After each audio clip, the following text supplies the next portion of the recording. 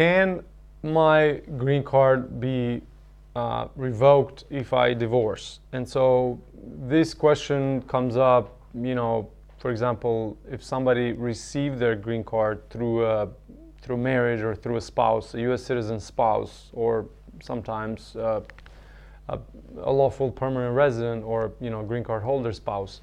And the answer is it depends. And so it depends on what happens after the divorce and where you are in the process, right? So if you are within your what's called the conditional green card, you have increased odds that your green card may be revoked.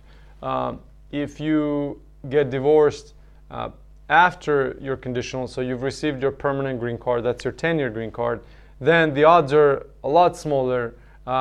Still, for citizenship purposes, you have to show good moral character, and at some point the officer is going to look and think, well, was this marriage entered in good faith to begin with, because there's a divorce now.